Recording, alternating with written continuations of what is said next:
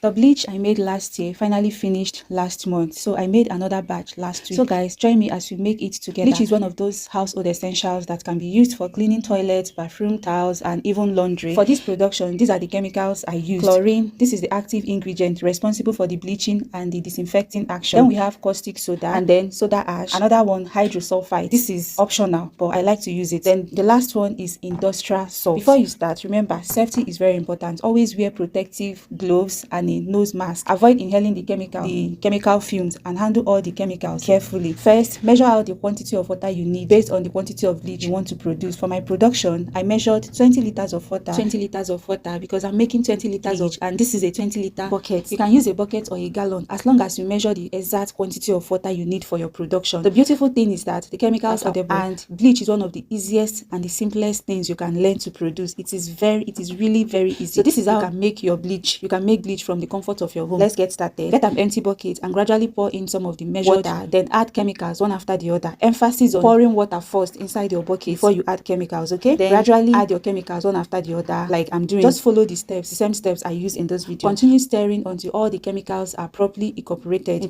Then add the remaining water from your already measured 20 liters to complete the measurement. After mixing, cover the bucket properly and allow the mixture to settle. I personally allow mine to sit for 7 days. During the first 3 days, I stir it thoroughly every morning. After that, I leave it undisturbed for the remaining days so it can settle completely. Once the settling period is over, I sieve the bleach and package it properly. I didn't show the packaging process in this video, but one important thing to note is that the container you use should be made of strong, durable plastic to prevent leakage over time because the chemicals are very strong and active. Then the residue left after sieving is something I don't throw it away. I use it to clean my bedroom tiles, walls, and toilets, so nothing goes to waste. But you can choose to trash yours, but I do not throw mine, okay? One of the best thing about learning a skill like this is that it can also become a small business opportunity when done properly. For this production, I spent about 4,500 naira on the chemicals. The price may be cheaper or more expensive depending on where you live and the current market prices. Just imagine using 4,500 to make this quantity of bleach. Isn't it worth giving a try? For me, it is absolutely worth it. You can get the chemicals from any chemical market close to you. Just ask around for where chemicals are sold. When you get there, tell them you want to make bleach and the quantity you want to produce. They will recommend the right chemicals and measure the quantities for you. Finally, always remember that safety comes first. Wear your hand gloves and nose mask because these chemicals are very strong and you don't want to inhale the fumes or expose yourself unnecessarily. Alright guys, thank you so much for watching and engaging with this video. I hope someone finds it useful, and I'll see you in my next one. Bye bye. Love you.